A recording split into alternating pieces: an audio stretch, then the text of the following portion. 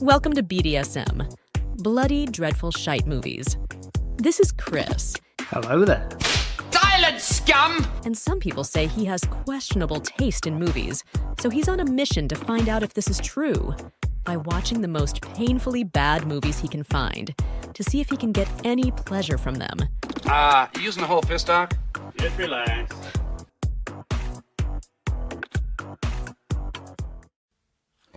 Hello and welcome to the BDSM Cinematic Dungeon.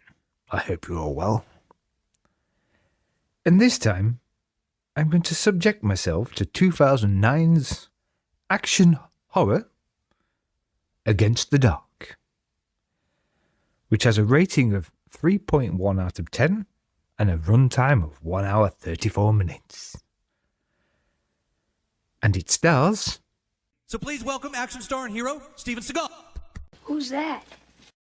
For those of you who don't know who Steven Frederick Seagal is, he's an American action star, producer, screenwriter, martial artist, and a musician. He's a 7-dan black belt in Aikido, but nowadays he's just more desperate Dan. He made his acting debut in Above the Law in 1988, which I quite like, and was at the height of his career until the late 90s, with movies like Hard to Kill, Marked for Death, Out for Justice, Under Siege, On Deadly Ground, Under Siege 2, Executive Decision, which didn't last long because he sort of got sucked out of an airplane in that one, and Exit Wounds. And after that, his career went straight to video. So what is Against the Dark about? When most of the population of Earth is infected with a virus and transformed into flesh-eaters and blood-drinking creatures, a group of hunters led by Tao chases the vampire zombies to eliminate them. 6 non-infected survivors try to find the exit of an abandoned hospital crowded with the infected creatures, and Tao and his group help them. Meanwhile, the military command is ready to bomb the area and wipe it from the map. Sounds like it's going to be a Walking Dead / Blade ripoff, and has some great reviews like this. Christopher Ritzer writes, "Oh crap. Oh crap is right. What the heck is this work and who needs to be held responsible? I've seen a lot of bad movies in my life, actually even enjoy quite a few horrid flicks. But this was so bad I turned it off. After checking the clock to see how much longer it could possibly have. Seagal? He had a few good ones. You're not Blade, never will be. And you should quit while you're ahead. 10 years ago. Story sucked. Acting sucked. Overall production sucked. But none of them sucked as bad as the fact that the 30 minutes or so I dedicated to this movie, I will never get back. Do yourself a favor. Don't watch this, unless you're suicidal. It'll help you take the plunge." Oh shit. I hope it doesn't push me over the edge. I can see my house from here! Next. Continuum X writes, "Complete rubbish. First thing first. If you're considering watching this because you are a Steven Seagal fan, don't waste your time. He is barely in it and does almost nothing. Putting him on the poster is almost but not quite false advertising. Other than that, this movie is terrible. The lighting is so bad that you can't even see whatever stupid stuff is supposed to be happening most of the time. When you can see what is happening, it's really stupid and boring and makes no sense.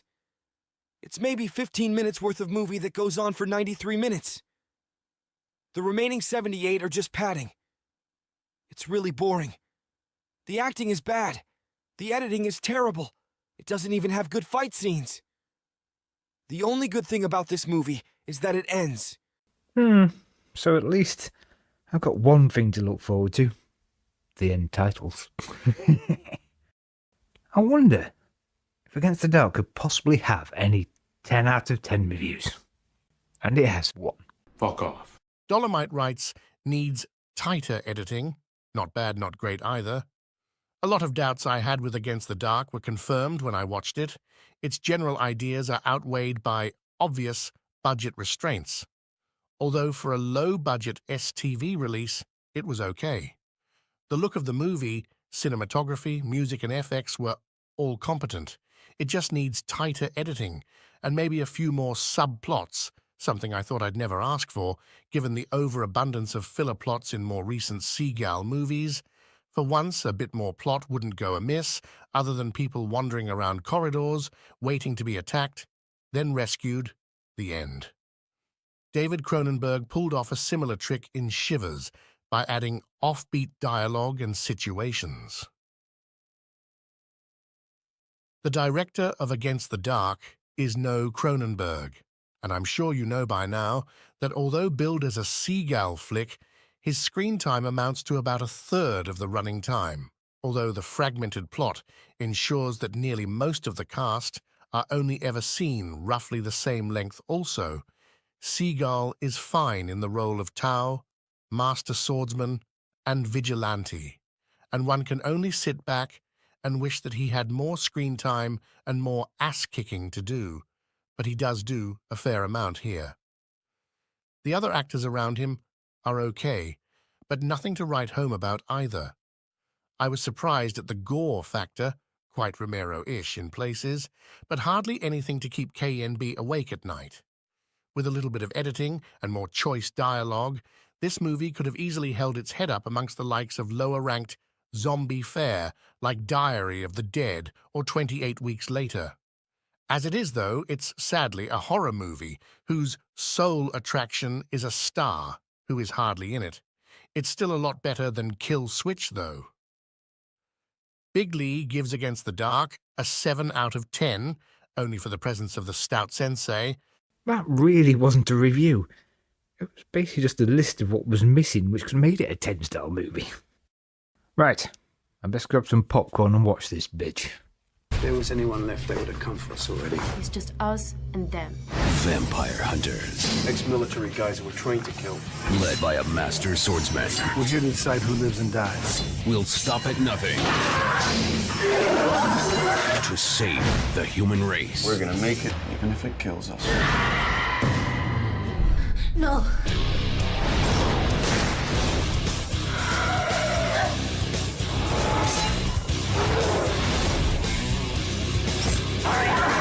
Steven Seagal. Against the Dark. What are you gonna do? I'm going hunting. On DVD. What the fuck was that? I'm not going to do my normal review of this. It's going to be a safe word review. My safe word is penis. Because Against the Dark really isn't a movie. It's just a collection of repetitive scenes. Let's begin with our so-called hero, played by Steven Seagal, who, I think, is trying to be like Blade. Some motherfuckers are always trying to ice skate uphill. But he comes off more like, now get the hell off my lawn! With the fighting style of a toddler waving a stick. But you really can't call Seagal the hero, because he's hardly in the movie. Maybe 15 to 20 minutes, the runtime. And that's where we get to the repetitive scenes. Basically, this whole movie is made up of 3 scenes. 1. Unlikable people walking slowly through empty corridors. That really cuts down the budget. Just a couple of corridors. 2. Said people splitting up and getting attacked by what I can only describe as vampies. Cross between a vampire and a zombie. 3. Our hero shows up, kills the vampies by shooting them, hitting them with a very bendy sword, and then he just toddles off. And repeat that over and over again until the end titles happens. Yes, the hero, Steven Seagal. He makes this one scene. He comes in, waves his sword about. This little kid asks him his name, and this is how he answers. My name is Tao.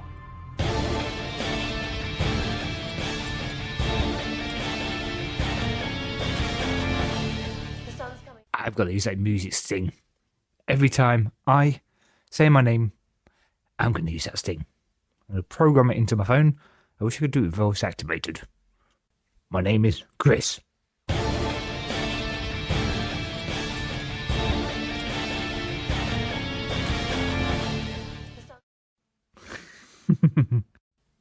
Oh dear. And that's it. That's Against the Dark in a nutshell. It's a bland mess that is less entertaining as paint drying or bowel surgery. I really wasted my life on this one, totally. I cannot believe I actually sat through this 1 hour 30 minutes, which seemed like a lifetime. It is totally without any merit whatsoever. Oh God. I'm really regretting my life choices, watching so much shit. So, next time, I'm going to watch twice the amount of shit. I'm going to do something so stupid. I'm going to watch 2 very low-rated, female-led superhero movies and have them fight to the cinematic death. One is 2004's Catwoman versus 2024's Madam Web. Oh, God. Catwoman. Halle Berry. She won a Razzie for her performance, and she went to the Razzies and did a speech. And Madam Web star, Dakota Johnson, she sacked her manager for putting her in that pile of garbage. So, I am totally going nuts by watching this shit. So, see you next time for my mental breakdown. If you would like to help Chris on his journey through cinematic pain and pleasure, then you could join our new Facebook group, facebook.com/groups/badflix. That's BADFLCX, Badflix. And you can contact Chris by email bdsmpodmovie@gmail.com. For movie recommendations, feedback, or just to say hi. Please don't forget to rate, subscribe, And all that jazz. Free bagels.